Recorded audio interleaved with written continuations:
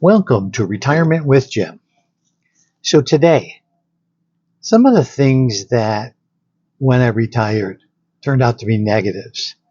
Um, so before we get started, um, if you like my channel, please hit the subscribe button and hit the like button. Helps my channel grow. And along with that, feel free to leave comments. Love to hear from you. So let's get started. Negative surprises, shall we call them? Well, since I've retired, probably the first thing is my health. I'm not as active as I thought I would be, and it has become more challenging to keep my health in check. Part of that is you just like to kind of sit back and relax, and you don't necessarily feel obligated to have to do anything. And nothing wrong with that. I love to relax, but because of it, it's probably caused me to watch a little bit too much TV and not be as physically active as I need to be. And at times, it's far more convenient to eat out. And again, that's not the healthiest food out there. Not only is it costing you more money, it's not the healthiest. So. Investing, the investment risks, the tolerance. It's a stressful thing when you think about, your money lasting. So I have had to remind myself, I have to keep looking at my portfolio that often. Let it do its thing and it will survive and move on. So it's one of those things where you need to, of course, right before you retire, you need to change your portfolio makeup to make sure that you are protecting and not be too adverse to risk. But once you do retire, that worry doesn't kind of go away, because you look at the state of the world and the economy right now. It can't help but make you feel a little bit more anxious. Going from saving to spending always a challenge. You've been saving your whole life, and so I really have to force myself to spend some of that money because I just don't. I'm not inclined to. It's I want to save that money and I want to protect it. Want it to still keep on growing. So changing my mindset to the whole purpose of having that money was to spend it and to use it in retirement. It's not so easily achieved, I can tell you that.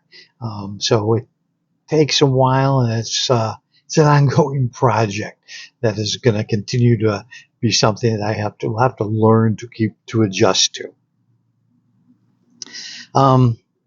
Taxes didn't change that much.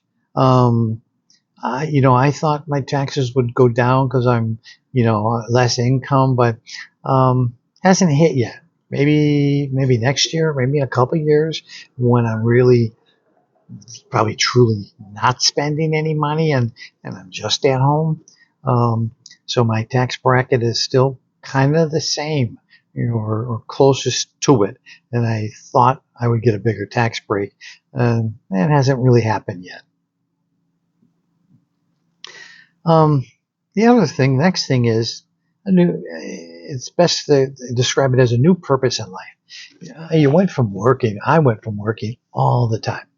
I had a job that I was up at 2:00 in the morning to go to, and I liked my job and whatnot. But you really have to, once you step away from that job, you're kind of like, okay, what am I going to do now? I started doing the YouTube channel, and that actually turned out pretty good. Gives me something to do, to stay busy with, stay active with, and turns out I really enjoy it. So I would tell you that you need something to retire to. So keep that in mind as you're planning your retirement, because you got to have something you're going to do, whatever it may be. But have something that will fill your day with a sense of purpose. I like doing these because I like talking about what retirement's like, how I prepared for it, passing on what I'm going to consider to be kind of valuable information, things that went right, things that went wrong, and if any of that knowledge can help someone prepare for their retirement, then there you go. It's a good thing. Now, this didn't happen to me, but I've talked to a few of the guys I know, and moving and retiring at the same time, it turns out to be somewhat of a challenge. There are a number of people that they retire and then they're moving to where they're retired. I kind of cut the legs out from under that because I decided a long time ago that I was going to, where am I going to move to? Where am I going to live? And I actually retired, or I shouldn't say retired, but I moved to the Phoenix area almost 20 years before I retired. I figured out where I wanted to live and said, I'm going there now. And it actually worked out pretty well because I got used to living in the climate, the heat, because I live in the Phoenix area, adjusting to the change of life and the change in the scenery. And I don't regret it because I came from Chicago and I don't have to shovel any snow and deal with the cold anymore. And that's a beautiful thing. But I know that there are people that have struggled with that because there was like too much on their plate at one time. So, and the last thing is you don't have as much free time as you think. If you are busy, like myself doing the videos, or you have hobbies and you're always on the go, you might be traveling, you end up with a lot less free time than you imagine. I thought I would have boundless and endless free time, and that isn't necessarily the case. And that's not necessarily a bad thing, I suppose, because you get to stay busy, and that's good. Because you're not bored and you can find things to actively use up your day. So those are some of the things that I have found that to some degree are a bit of a negative, but they're not terrible, but they are a little bit on the surprising side. So let me know what your thoughts are, what negative things you might think you might encounter or did encounter. So with that, I'm going to tell you have a great day, and I will see you in the next one.